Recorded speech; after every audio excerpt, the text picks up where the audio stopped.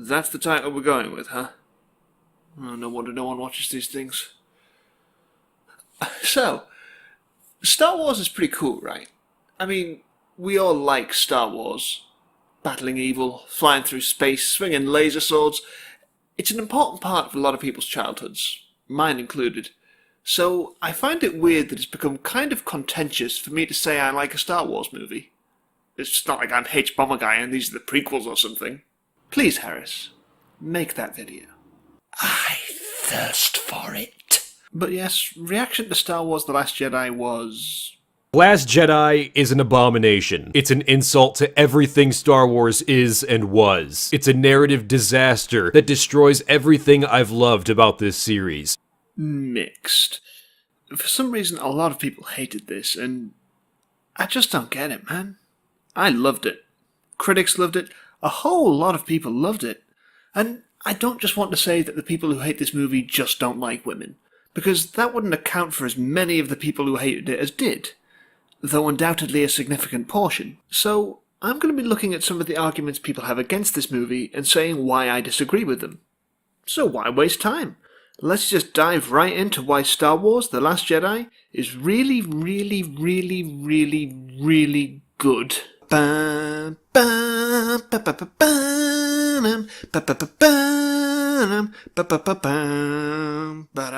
So, before we begin, let's just be clear about one thing. This is all opinion-based. If you don't like The Last Jedi, then you aren't wrong. We just politely disagree. We can do that on the internet. So a big thing in The Force Awakens, the previous movie in the series, was the setup of a couple of mysteries that people wanted to see the answers to. Namely, who is Supreme Leader Snoke, and who are Rey's parents? And the answers are... and... they were nobody. It doesn't matter. Now, people are naturally frustrated at this. You get a mystery and you wait 2 years to see if any answers are going to come, then in the next movie you get told that none of it matters. It was all a lie. Star Wars is ruined. But the thing is, I thought these were the perfect answers. So, let's look at both of these, starting with, who is Snoke? In The Force Awakens, we see the ruler of the First Order. He's mysterious, in the shadows, only seen as a hologram. We don't know who he is or where he came from. He looks quite intimidating, and I was looking forward to seeing more of him in the future. Then in The Last Jedi we get to see him, and god damn, that smoking jacket is fabulous and I want one! He's once more big, intimidating, and we get to see some of just how powerful he is, using force lightning, flying Rey around the room like it's nothing, and linking the minds of Kylo and Rey throughout the film. Narratively, he's in the movie for the advancement of Kylo and Rey's characters, messing with their heads and trying to turn Rey over to his side. It's a really cool sequence, an homage to Return of the Jedi, and ending with one of the coolest lightsaber fights there's been in any of these movies, and oh no, the curtains! Snoke's fate is hugely important to the Return of the Jedi stuff. In case you've forgotten, in Return of the Jedi, Darth Vader kills the Emperor as a moment symbolic of his return to the light. In The Last Jedi, Kylo Ren kills Supreme Leader Snoke as a moment symbolic of his journey further into the dark. Thematic mirroring. I love it. As for who Snoke is, it simply doesn't matter. He is not the villain of this series. Kylo Ren is. Because Kylo Ren is a complex, interesting character with layers and conflict. Snoke is just evil Hugh Hefner. Literally, Andy Serkis says he based his performance as Snoke on Hugh Hefner. He is only there to advance the two characters who matter. We don't need to know who he is for this stuff to make sense. Besides, you know what other character was just a really evil old dude in a robe who was only there to advance the development of the other important characters and we learn nothing about his past? The Emperor. Hell, we technically know more about Snoke in this movie than we knew about the Emperor in Return of the Jedi, because we know his name. Now looking at the question, who are Rey's parents? So in Force Awakens, we learned that Rey was left as a child on the planet Jakku with Unkar Platt, where she grew up to become a scavenger, and then the events of the movie happen. But she spends the whole thing in the belief that they will definitely come back and get her. This, combined with a flashback to seeing them flying away and leaving her when she touches the lightsaber the first time, led many to believe that her parents were going to turn out to be someone important. Possibly someone we already knew from the old movies. Maybe she was secretly Luke's kid, or a reincarnation of Obi-Wan Kenobi. Or maybe, just maybe, She was the child of And I could use a dramatic sting here. Biggs Darklighter. But then, in The Last Jedi, we are given the answer. Her parents are no one. She was sold into slavery so that they could get booze money. Which, you know, pretty dark for Star Wars. This raised an awful lot of annoyance in people, because, once again, the answer to the mystery was that the mystery did not matter. And I do get the frustration at that, I really do. But to me, this was exactly the answer I wanted. I didn't want Rey to be connected to anyone from the old movies. I didn't want her character to be dependent on that. Far better in my eyes that she just be Rey, her power and her destiny not based on someone else's story, but entirely her own. Also, if you want to know everything you need to know about Rey's character, then look at this brief moment in Force Awakens. Rey is cleaning her scrap, and you see this old woman across from her doing the same, and Rey pauses, looking at her. That right there, that's her binary sunset. The moment where she sees everything that she might become if she stays, but she stays anyway because she's scared of failure if she does go. This moment is perfect non-verbal storytelling, and I love it, and I never see anybody talking about it. And while we're talking about Rey, can we talk about something that bugs me when people use it to criticise both this movie and The Force Awakens? Rey is a wonderful character. She's probably my favourite character in the new movies, in fact. But a bunch of people hate her. They decided that she's too competent. She has too much ability. They say she's a Mary Sue. They're wrong. Mary Sue has been twisted by the internet to mean character who is good at everything. Particularly female character who is good at everything. Removed from its initial meaning of author insert character. So, how does this apply to Rey? Well, she's really good at fighting people and flying spaceships and using the Force, and all without any training. That's completely unreasonable. Well, except that she's lived her whole life on this planet of scavengers, where people tried to steal your stuff all the time, and to protect herself she had to learn how to fight with this big metal staff. She's good at it. It gives us this funny scene in Force Awakens where Finn rushes off to try and save her from getting attacked, and she's already beaten them up before he can get there. So this should translate fairly easily to using the lightsaber. And in Last Jedi, we do see her practicing with the saber, and not exactly being perfect at it. As for why she can fight so well against Kylo Ren in Force Awakens, well, he's been shot by Chewie's bowcaster, and is emotionally damaged by having just killed his own father, so he's not exactly at his best. Also, she spends a good portion of that fight running away from him. As for flying the spaceship, once again she's lived on this scavenger planet her whole life, and there's a lot of ships acquired by Unkar Platt. It's not unreasonable to assume she learned to fly them in all that time. And once again, she's not great at it. She crashes the Falcon into a lot of stuff. And well, she's so good at using the Force, even though she never trained in that. Well, so were Luke and Anakin, both of whom are much bigger Mary Sues than Rey, by the by. Also, then in Last Jedi, she does need training to understand what the Force is. It's not just moving rocks, but a deep spiritual connection with the whole world. Luminous beings are we, not this crude matter. And all that. And speaking of the Force, God, I'm good at segues in this episode.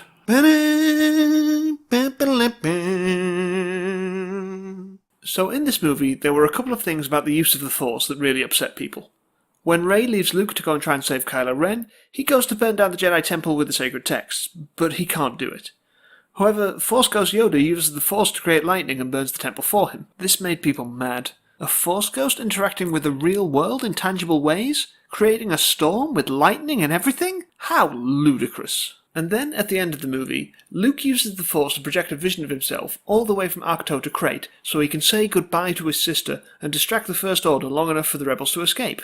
It's pretty bloody cool if you ask me. So, what is people's problem with this? Well, as far as I can tell, purely because we've never seen the Force do these things before, that means it can't do it at all. But let us once again travel back in time.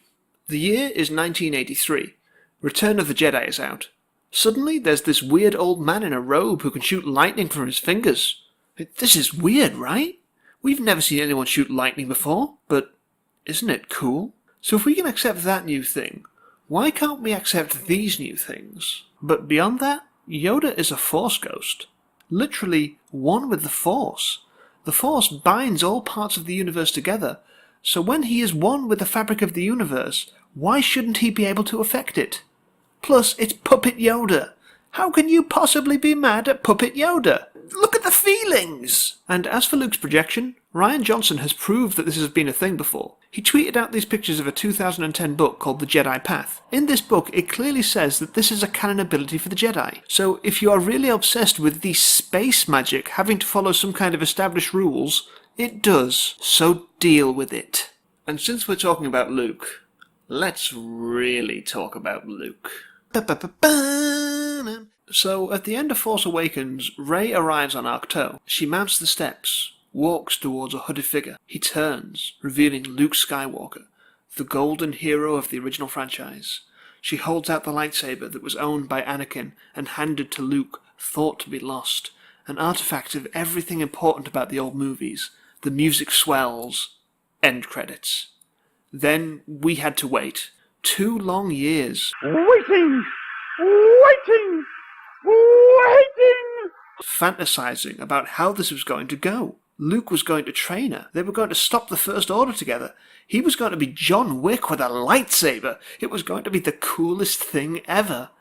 And then, 2 years later, we finally get to see our answer.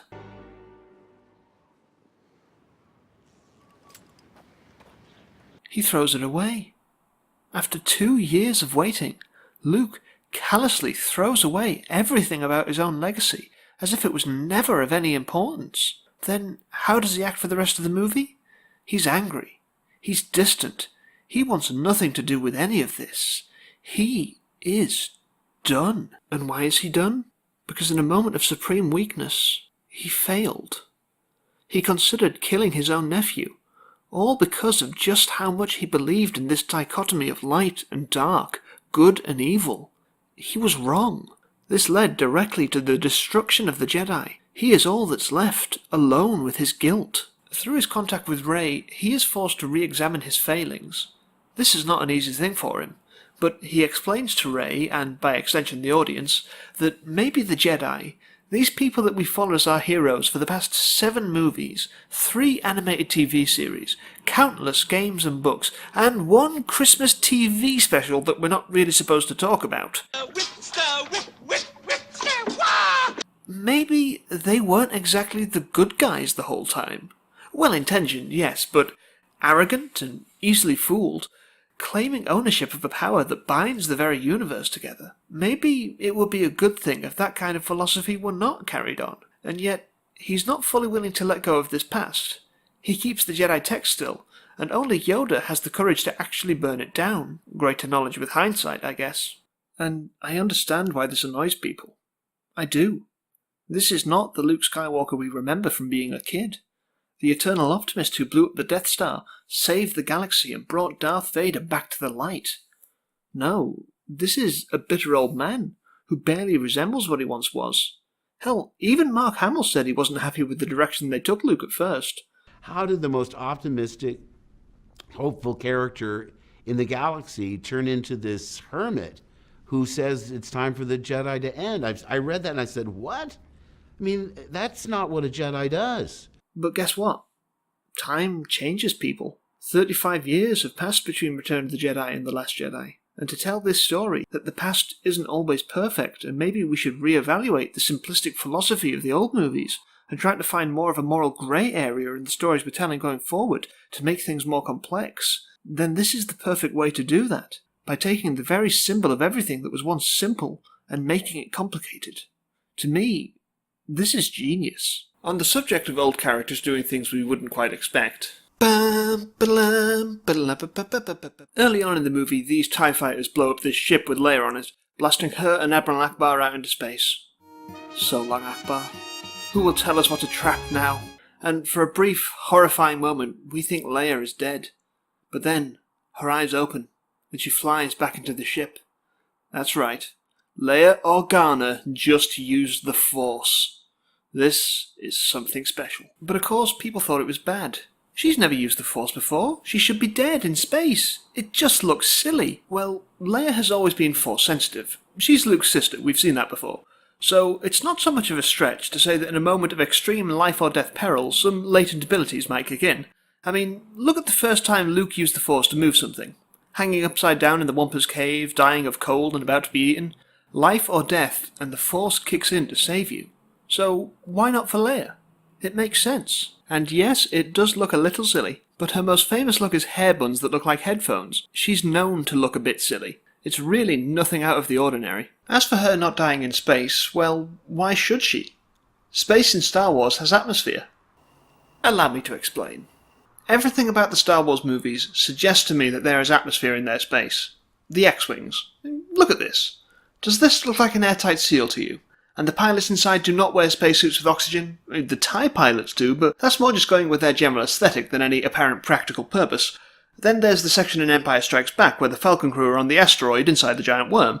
They wear oxygen masks, but it doesn't exactly cover most of their face. If it was a vacuum out there, they would still be dead. Star Wars has some level of atmosphere in its space, so Leia surviving long enough to force pull her way back to the ship makes sense. Also, do you honestly want less Carrie Fisher in your movie? Is that what you want? This is her last movie ever. Let her be awesome. God, I miss Carrie Fisher. Now, tangentially connected to Leia is... A brand new character introduced for The Last Jedi is Vice Admiral Holdo, the purple-haired acting leader of the Resistance played by Laura Goddamn Dern. I really like her in this movie. Her performance is as good as you'd expect. She gets probably the coolest death scene in any movie ever.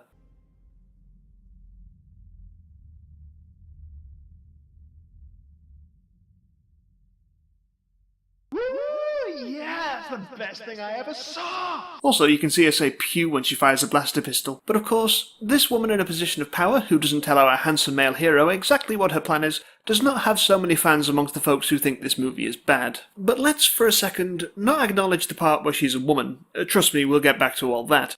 No, let's look at the whole she doesn't tell Poe her plan thing. So, she wants to take the rebels to this secret base on Crate. She doesn't want to waste anything fighting back.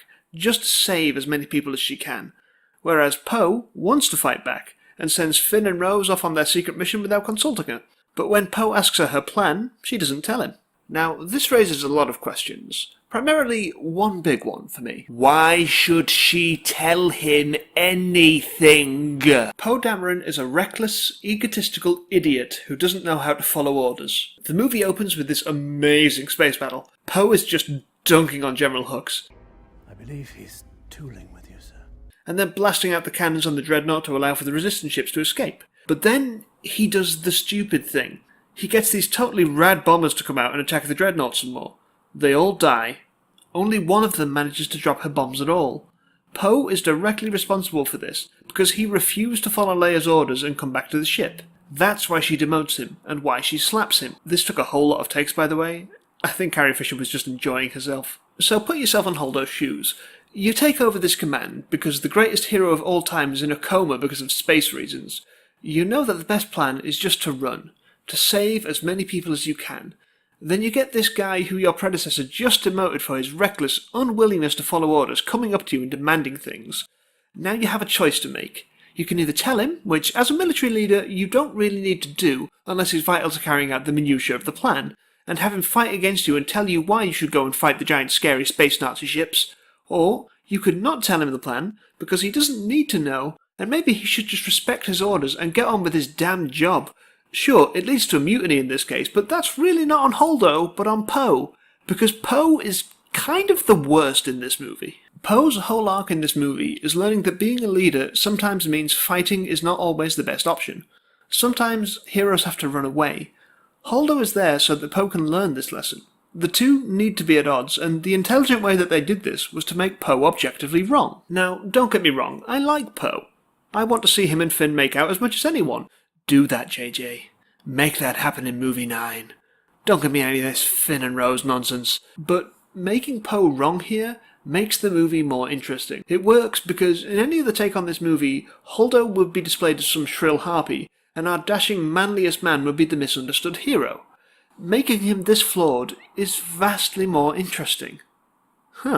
Characters with tragic flaws being more compelling than ones who are just played off as always right. Who knew? Everyone. Everyone knew that. And hey, like 6 paragraphs ago, I mentioned Finn and Rose's mission. So let's discuss one of the biggest bugbears people have with this movie. Finn and Rose go off to the space casino on Canto Bight to find the Master Codebreaker. They end up in jail because of where they park their ship, and they meet Benicio del Toro's DJ, who offers to help them, and they break the Fathiers out so they can run out wild and free. Go on, you weird horse things. Get out of here. It's a sequence that bugged people enormously. It's tacked on and has nothing to do with the rest of the plot. It serves no purpose. It's bad. But this stuff has so much to do with the entire philosophy of the movie that it's crazy. Everything in Canto Bight is fancy and nice and full of the richest aliens having a good time recreating the shot out of Wings, and man, this shot is just perfect. But it's all a lie.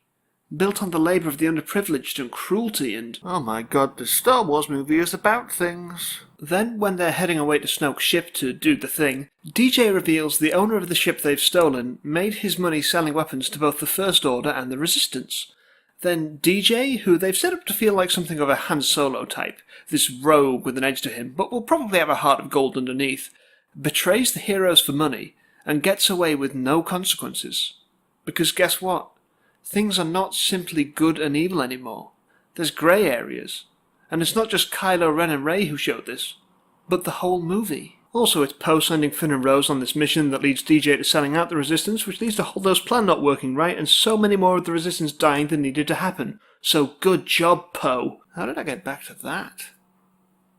I have no segue this time. Porgs! Bam, ba-lam. I like the Porgs. Are they infuriatingly cute monsters designed primarily to sell all the toys? Yes.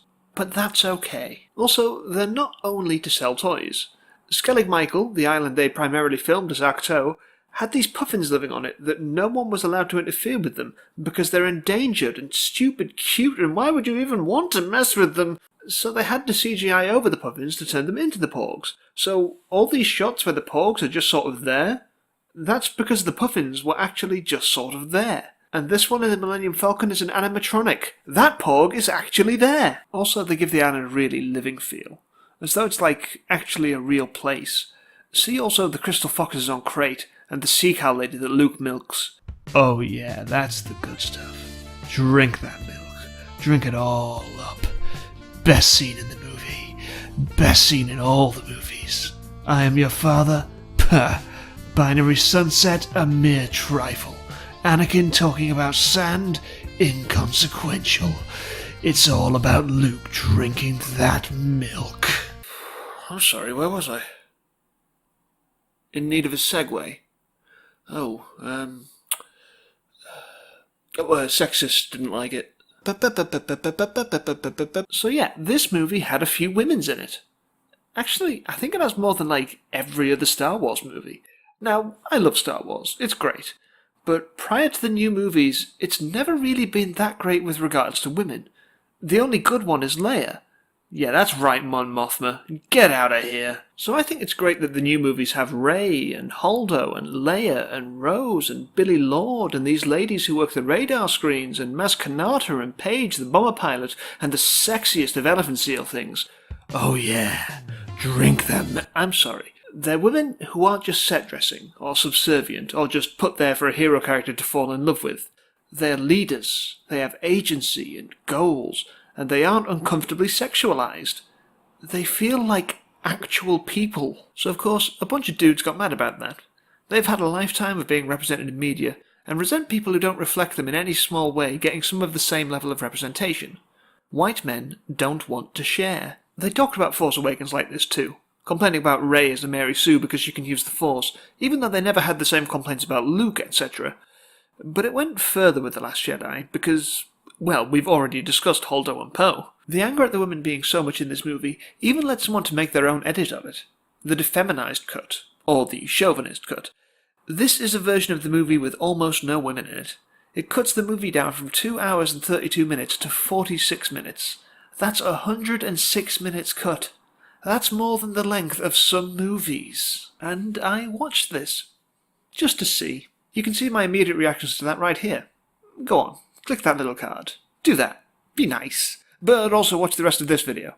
So they cut ridiculous amounts of the movie on a weird anti-woman agenda, right down to cutting out Leia's name from the opening crawl, and in the end credits there's a troll face, and it was written and directed by my mama. You did a terrible job, Mum.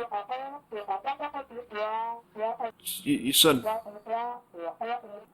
David, your second-born son. Hello?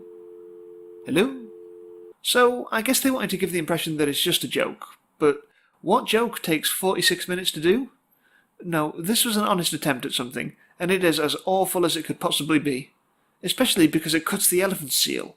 No one gets to drink the milk. Outrageous. But honestly, this just kind of proves to me why the actual movie is so good, because it's notably feminist. For a series that traditionally has been pretty poor in its female representation, this film just cannot work without the female characters. They drive every element of this thing. Rey is the catalyst for Luke's redemption and Kylo's turmoil. Rose is the one who comes up with the plan to disable the tracking on Snoke's ship, and gives Finn his understanding of the darker truths under the glitz of Canto Bight.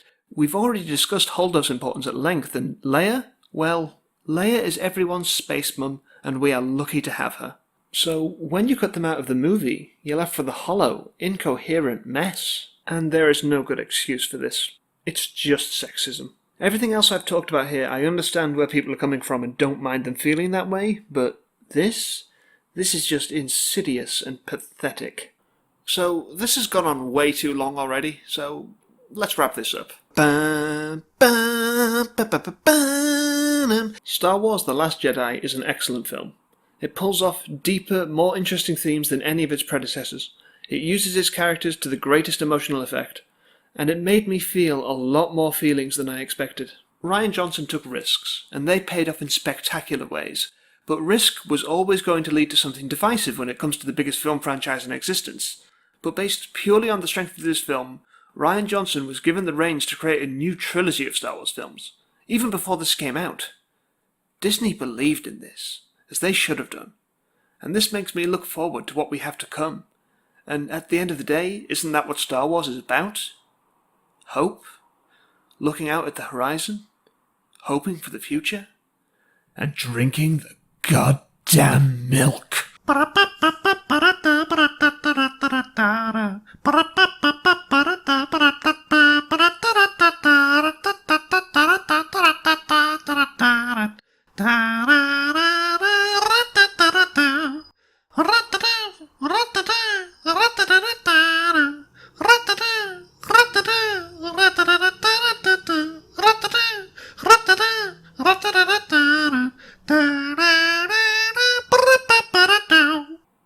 Hey, thank you so much for watching my Star Wars video.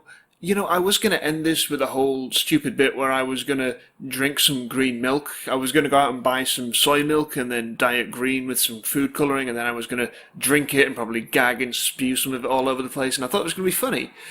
But then you all had to go and harass Kelly Marie Tran, didn't you? She left Instagram. You don't deserve to see me spewing up milk. You don't deserve any of that. Oh, and don't forget to subscribe.